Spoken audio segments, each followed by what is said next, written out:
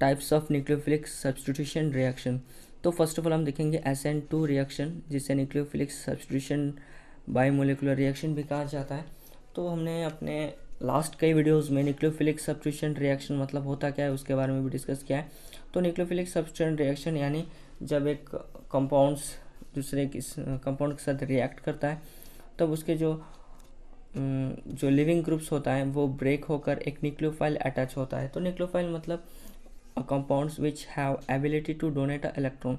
तो वो जो मेन कंपाउंड्स है जो कार्बोनाइल, फॉर एग्जांपल एक कार्बोनाइल कंपाउंड्स है जैसे अल्काइल हैलाइड्स, तो अगर हम उसके साथ एक सोडियम हाइड्रोक्साइड को ऐड करते हैं तो उसके जो न्यूक्लियोफाइल हाइड्रोक्सिल ग्रुप है वो जाकर जो अल्काइल हैलाइड्स है उसके हैलाइड्स जो हैलोजन है वो ब्रेक होकर वहाँ पर अटैच हो जाएगा। तो इस टाइप्स ऑफ रिएक्शन को हम सब्स्टिट्यूशन रिएक्शन भी कहते हैं, न्यूक्लियोफिलिक सब्स्टिट्यूशन रिएक्शन भी कहते हैं। तो फर्स्ट ऑफ ऑल हम देखेंगे SN2 न्यूक्लियोफिलिक सब्स्टिट्यूशन रिएक्शन। तो उसके हम kinetics and order of reactivity के बारे में पहले डिस्कस करेंगे। तो पहले है SN2 रिएक्शन। तो SN2 रिएक्शन में तो हम SN2 रिएक्शन किसे कहते हैं, तो एक रिएक्शंस है तो उसके जो रेट डिटरमाइनिंग स्टेप्स होता है तो उसमें जो सबस्ट्रेट जिससे सबस्ट्रेट यानी अल्काइल हैलाइड्स एंड न्यूक्लियोफाइल दोनों में ही डिपेंड्स करते हैं। तो उसी तरह के जो रिएक्शन होते हैं उसे हम SN2 रिएक्शन कहते हैं। तो SN2 रिएक्शन में जो है फॉर एग्जांपल एक SN2 रिएक्शंस है तो SN2 रिएक्शन में वो जो रेट डिटरमाइनिंग स्टेप्स होता है वो अल्काइल हैलाइड्स एंड न्यूक्लियोफाइल दोनों में ही डिपेंड्स करता है।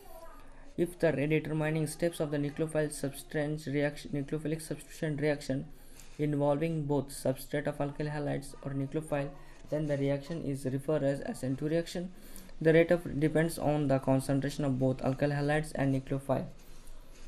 तो जब एक रिएक्शन यानी एक अल्काइल हैलाइड जब एक दूसरे कंपाउंड्स जैसे सोडियम हाइड्रोक्साइड से हाइड्रोक्साइड के साथ रिएक्ट करता है तो वो जो रेट डिटरमाइनिंग स्टेप्स है दोनों के ऊपर डिपेंड्स करता है, अल्काइल हैलाइड्स एंड न्यूक्लियोफाइल। तो इसमें सोडियम हाइड्रोक्साइड जिसमें वो एक न्यूक्लियोफाइल है तो दोनों में डिपेंड्स करता है। तो इसलिए एक SN2 रिएक्शन है और ये जो है सेकेंड ऑर्डर काइनेटिक्स होता है यानी ये depends on two things. Next है SN1 रिएक्शन। तो SN1 रिएक्शन में जो रेट डिटरमाइनिंग स्टेप्स होता है वो सिर्फ एक ही चीज़ के ऊपर डिपेंड्स करता है यानी अल्काइल हैलाइड्स के ऊपर ही डिपेंड्स करता है। तो ये जो है ये SN1 रिएक्शन है और ये फर्स्ट ऑर्डर रिएक्शंस होता है। फॉर एग्जांपल एक अगर अल्काइल हैलाइड्स यानी मिथाइल ब्रोमाइड अगर सोडियम हाइड्रोक्साइड के साथ रिएक्ट करता है तो सिर्फ जो है अल्काइल हैलाइड्स के ऊपर ही डिपेंड्स करता है। तो एक फर्स्ट ऑर्डर काइनेटिक्स रिएक्शन है। तो हम देखेंगे बायोमोलिकुलर रिएक्शन यानी SN2 रिएक्शन उसके पूरे डिटेल्स में। तो यहाँ पर है मिथाइल ब्रोमाइड जो कि एक एक्वास सोडियम हाइड्रोक्साइड के साथ रिएक्ट करता है तो वो मिथाइल हाइड्रोक्साइड एंड जो बाई प्रोडक्ट्स है सोडियम ब्रोमाइड प्रोड्यूस करता है। तो इसमें जो है दोनों के ऊपर ही डिपेंड्स करता है, जैसे ये रहा मिथाइल ब्रोमाइड और ये रहा हाइड्रोक्सिल आयन। तो ये जो है न्यूक्लियोफाइल के ऊपर भी डिपेंड करता है एंड अल्काइल हैलाइड्स के ऊपर भी डिपेंड करता है। तो इसलिए इसे हम सेकेंड ऑर्डर काइनेटिक्स भी कह सकते हैं। और इसमें जो है एक सिंगल स्टेप रिएक्शन है यानी एक ही स्टेप रिएक्शन है। तो इसमें जो है एक जो अल्काइल ग्रुप्स होता है, अल्काइल ग्रुप्स में जो हैलोजन अटैच होता है वो ब्रेक होकर वहाँ पर जो हाइड्रोक्सिल आयन अटैच होता है तो जिससे मिथाइल हाइड्रोक्साइड प्रोड्यूस होता है। Therefore, the reaction is concentrated take place in the single steps and involving in the stimulation cleavage of CX bond यानी जो है अल्काइल हैलोजन बॉन्ड है वो ब्रेक होकर वहाँ पर जो है हाइड्रोक्सिल बॉन्ड फॉर्मेशन होता है। For the above reaction to occur the molecule halides must be collide with the hydroxyl ion. The attack of hydroxyl ion on the alkyl halides can be take place from the other side frontal और the rear side, but experimentally this has been proved that attach of hydroxyl take place from the nearer back side the side below। और जो हम ये जो alkyl halides होता है अगर उसमें हम एक न्यूक्लियोफाइल अटैच करते हैं तो एक जो है कार्बन इसमें अटैच होता है, अटैच होकर एक ट्रांसिशन स्टेट फॉर्मेशन होता है। और ये जो ट्रांसिशन स्टेट है ये एक हाई एनर्जी होता है और इसमें टोटली जो नेगेटिव चार्ज है डिस्ट्रीब्यूटेड हो जाता है। तो एक इंटरमीडिएट स्टेप होता है, इंटरमीडिएट स्टेप में जो है एक हाइड्रोक्सिल आयन वो दोनों साइड में भी अटैच हो सकता है, चाहे वो बैक साइड या फिर फ्रंटल साइड। तो इसमें जो है मेथनॉल फॉर्मेशन हुआ है। मेथनॉल में ये बैक साइड में अटैच होकर मेथनॉल फॉर्मेशन करता है। The conservation of reactant to product involve an intermediate state that has a high potential energy relative to the reactant and product. This step is called as transition state. तो मैंने पहले ही discuss किया कि transition state जो है वो एक intermediate step होता है जिसमें जो है ब्रोम जो हाइड्रोजन ग्रुप्स होता है वो ब्रेक होकर हाइड्रोक्सिल आयन जो है बैक साइड से अटैच होता है और जिसमें जो है रिएक्टेंट एंड प्रोडक्ट से हाई एनर्जी होता है। तो हम देखेंगे जो ट्रांजिशनल स्टेट होता है उसके जो है डायग्राम्स के बारे में। तो हम देखेंगे उसके जो एनर्जी प्रोफाइल डायग्राम्स है उसके बारे में देखेंगे। तो ये रहा इसके एक स्ट्रक्चर जो एक ट्रांजिशनल स्टेट है। तो ट्रांजिशनल स्टेट में जो है एक साइड में हाइड्रोक्सिल आयन अटैच होता है, एक साइड में ब्रोमीन आयन और ब्रोमाइड का, और जो है 3 हाइड्रोजन अटैच होता है और एक दूसरे से 120 डिग्री जो एंगल होता है, और एक sp2 हाइब्रिड्स कार्बन है। जो मिडिल में कार्बन है वो sp2 हाइब्रिडाइज्ड कार्बन है और ये sp2 हाइब्रिड्स कार्बन के p ऑर्बिटल्स होते हैं। तो उसे थोड़े डिटेल्स में देख लेंगे। In the transitional state the central carbon atom become sp2 hybridized and 3 hydrogen atom, यानी जो मिडिल में जो कार्बन है वो sp2 हाइब्रिडाइज्ड है और उसमें 3 हाइड्रोजन अटैच होता है और ये जो एक प्लेन में होता है और इसके बीच की दूरी जो है वो 120 डिग्री एंगल का होता है। The hydroxyl group of the bromide atoms are partially bonded to each lobe and p orbital which is perpendicular to the plane of the 3 hydrogen atom. और एक दूसरे से जो हाइड्रोक्सिल एटम्स है और जो यहाँ पर जो हाइड्रोजन है और हाइड्रोक्सिल ग्रुप जो अटैच है और यहाँ पर हाइड्रोजन है और यहाँ पर जो ब्रोमीड है वे एक दूसरे से जो है परपेंडिकुलर होता है। और ये जो है एक हाइड्रोक्सिल आयन एक ब्रोमीन आयन जो होता है वो पार्शियली बॉन्डेड होता है। और यहाँ पर जो ट्रांजिशनल स्टेट में दोनों ही पार्शियली होता है, हाइड्रोक्सिल एंड ब्रोमाइड, जो कि धीरे से ब्रेक होकर यहाँ पर जो पार्शियली बॉन्डेड है वो ब्रेक होकर वहाँ पर हाइड्रोक्सिल आयन या फिर न्यूक्लियोफिलिक जो होता है तो वो यहाँ पर अटैच हो जाता है। तो मैंने पहले ही कई बार डिस्कस किया कि ये जो एक जो SN2 रिएक्शन होता है वो एक सिंगल स्टेप का होता है और इसमें जो एक ग्राफ के बारे में देखेंगे तो जो है पोटेंशियल एनर्जी जो होता है वो वाई एक्सिस एंड जो एक्स एक्सिस है वो प्रोग्रेसेस ऑफ रिएक्शन होता है। तो एक रिएक्टेंट है जिसमें मिथाइल ब्रोमाइड एक हाइड्रोक्सिल या फिर सोडियम हाइड्रोक्साइड से रिएक्ट होता है, 2 रिएक्टेंट है और इसमें एक्लोफाइल अटैक बहुत ही हाई होता है और ये रहा ट्रांजिशनल स्टेट जिसमें हाई एनर्जी होता है। और यहाँ पर जो है प्रोडक्ट जो फॉर्मेशन होता है तो वो उसकी एनर्जी जो है बहुत ही लो हो जाता है। तो जो है ट्रांजिशनल स्टेट में रिएक्टेंट एंड प्रोडक्ट के बारे में हम देखेंगे तो ट्रांजिशनल स्टेट में बहुत ही एनर्जी हाई होता है। तो हम देखेंगे उसके नेक्स्ट स्टेरियोकेमिस्ट्री के बारे में। तो स्टेरियोकेमिस्ट्री जो होता है उसमें एक प्योर एनंशियोमर्स फिर चिरल अल्काइल हैलाइड्स का जो है डेमोन्स्ट्रेट होता है। तो यहाँ पर 2 ब्रोमो नेगेटिव 2 ब्रोमो ऑक्टेन है। तो ऑक्टेन होकर जो हम हाइड्रोक्सिल आयन ऐड करते हैं तो एक SN2 रिएक्शन होता है। तो एक रोटेट होकर जो कि +2 ऑक्टेनॉल फॉर्मेशन होता है।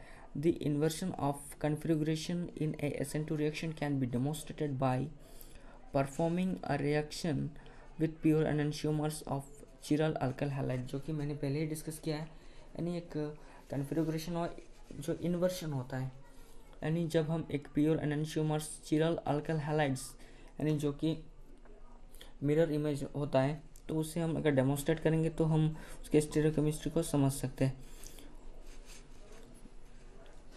तो इसमें जो होता है इसमें जो अल्काइल हैलाइड्स में इसमें हम जो ब्रोमाइड्स है उस ब्रोमाइड्स को ब्रेक होकर यहाँ पर CX को जो है ब्रेक करके वहाँ पर हम एक हाइड्रोक्सिल आयन को एक बैक साइड से अटैच किया है। तो इसलिए इस तरह के जो रिएक्शंस होते हैं उसे हम वाल्डेन इन्वर्शन भी कहते हैं।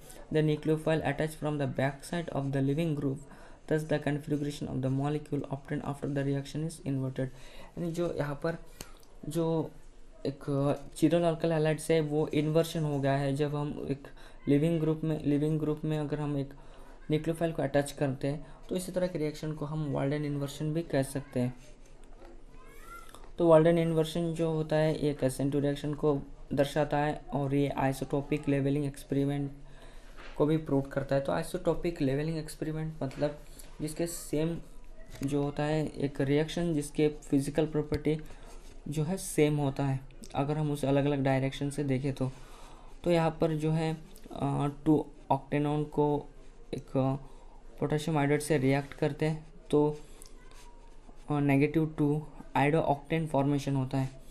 When 2 iodo octane is allowed to react with a solution of potassium iodide containing leveling iodine atom, then it is observed that rate of iodine exchange was twice of the rate of loss of optical activity। यानी इस तरह जो isotopic levelling experiments होता है तो उसमें rate of iodine exchange जो होता है वो rate of loss of optical activity से दुगना होता है। This prove that SN2 reaction back side attach occur, otherwise loss of optical activity can not be justified. तो इसी तरह जो रिएक्शंस होते हैं उसमें जो बैक साइड में ही उसको अटैक करता है, इसके चलते जो ऑप्टिकल एक्टिविटी को हम लूज़ करते तो उसे हम बाद में जस्टिफाई नहीं कर सकते। तो हम देखेंगे उसके नेक्स्ट जो है उसके फैक्टर्स के बारे में, SN2 रिएक्शन के फैक्टर्स के बारे में।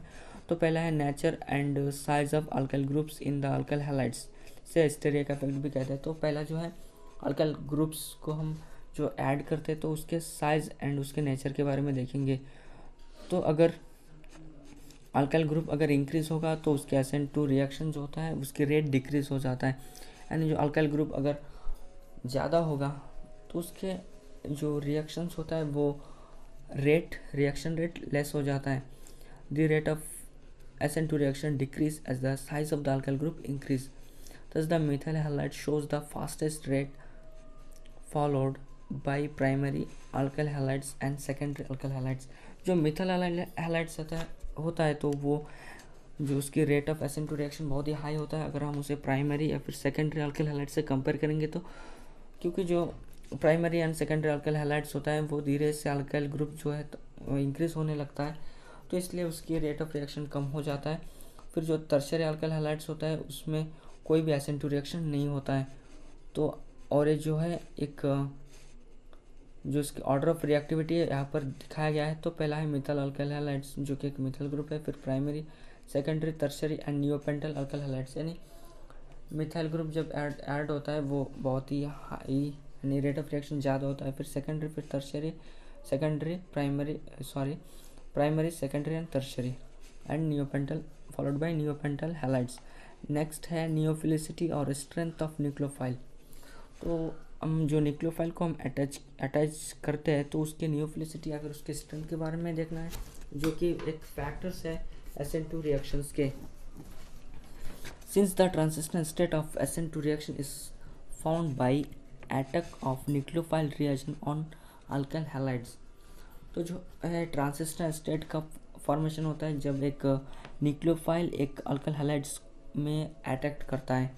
Stronger the nucleophile reagent more rapid would be the SN2 reaction.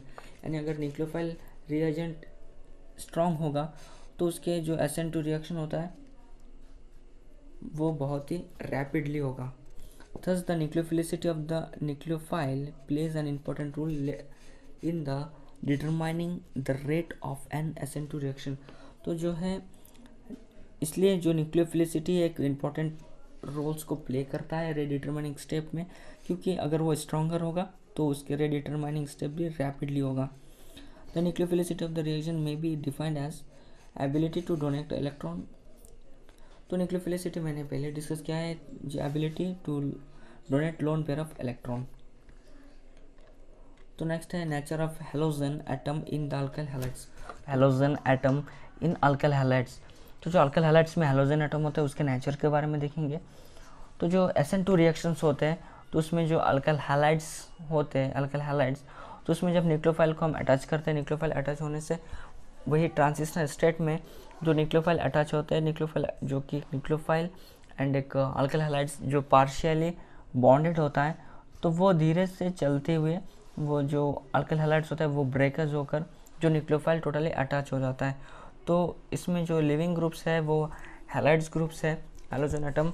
तो इसलिए अगर हैलोजन एटम्स अगर यानी लिविंग ग्रुप अगर अच्छा होगा तो उसकी जो स्टेबिलिटी वो भी अच्छा होता है। तो जो ट्रांजिशनल स्टेट में जो नेगेटिव चार्ज होता है वो पूरी तरह से नॉर्मली डिस्ट्रीब्यूटेड हो, जो न्यूक्लियोफाइल में पूरी तरह से डिस्ट्रीब्यूटेड हुए रहता है, और इसमें लिविंग ग्रुप भी टोटली जो पार्शियली बॉन्डेड होता है और डिस्ट्रीब्यूटेड होता है। तो वे चलते हुए जब लिविंग ग्रुप लीव होकर, यानी जब अल्काइल हैलाइड्स में जब हैलोजन लीव हो जाता है तो एक नया कंपाउंड्स, जब न्यूक्लियोफाइल उसमें अटैच हो जाता है, एक नया कंपाउंड्स फॉर्मेशन होता है। तो इसलिए अगर लिविंग ग्रुप बेटर होगा तो वो भी ज़्यादा स्टेबल होगा। तो जिसमें इसकी स्टेबिलिटी यहाँ पर हम देख सकते हैं, एक न्यूक्लियोफाइल या अल्काइल हैलाइड्स है, तो न्यूक्लियोफाइल तो एक ये रहा अल्काइल ग्रुप इसमें अटैच होता है पार्शियली, और इसमें हैलोजन एटम भी पार्शियली अटैच होता है, और इसमें totally negative charge transitional state में नेगेटिव चार्ज ही है। तो इसमें जब न्यूक्लियोफाइल करेक्टली अटैच हो जाता है, बॉन्डेड हो जाता है, तो एक लिविंग ग्रुप अलग हो जाता है। तो इसकी स्टेबिलिटी और इसकी बेसिसिटी दोनों ही इन्वर्सली प्रोपोर्शनल होता है, यानी अगर उसके स्टेबल ज़्यादा होगा तो उसकी बेसिसिटी भी वीकेस्ट होगा, यानी therefore best the leaving group are weakest bases, यानी जो है इन्वर्सली प्रोपोर्शनल होता है।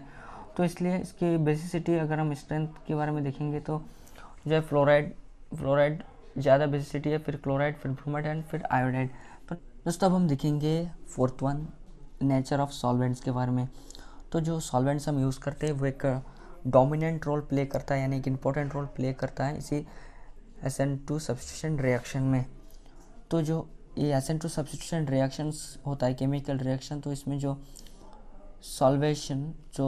सॉल्वेंट वो एक हाईली पोलर सॉल्वेंट अगर हम यूज़ करेंगे तो वो ज़्यादा स्टेबल होगा, क्योंकि जो SN2 रिएक्शन में इन कॉमन केसेस में जो इसमें एनाइन एक न्यूट्रल मॉलिक्यूल से रिएक्ट करता है, तो इसके जो ट्रांजिशनल स्टेट होता है वो अगर हम उसके लेस जो एक न्यूट्रल मॉलिक्यूल से जब रिएक्ट होता है तो अगर हम ट्रांजिशनल स्टेट में वो लेस पोलर होता है, तो इसलिए जो नेगेटिव चार्ज होता है वो टोटली डिस्पर्स हो जाता है। तो जो अगर हम उसमें जब हाईली पोलर यूज़ करते हैं तो वो जो रिएक्शंस होता है वो स्लो डाउन होता है, क्योंकि जो पोलर रिएक्शन होता है, पोलर रिएक्शन में जो वो नेगेटिव चार्ज को टोटली डिस्पर्स कर देता है ट्रांजिशनल स्टेट में। तो इसलिए इसमें अगर हम हाईली पोलर सॉल्वेंट को यूज़ करेंगे तो वे ज़्यादा स्टेबल होगा, क्योंकि इसमें जो नेगेटिव चार्ज है वो टोटली डिस्पर्स नहीं होता है। तो दोस्तों उम्मीद करता हूँ कि आज की इस वीडियो आपको पसंद आया होगा। वीडियो पसंद आए तो लाइक करें, चैनल को सब्सक्राइब करें। हम इसी चैनल में इसी तरह जो टॉपिक्स होते हैं फार्मा से रिलेटेड टॉपिक्स उसको डिस्कस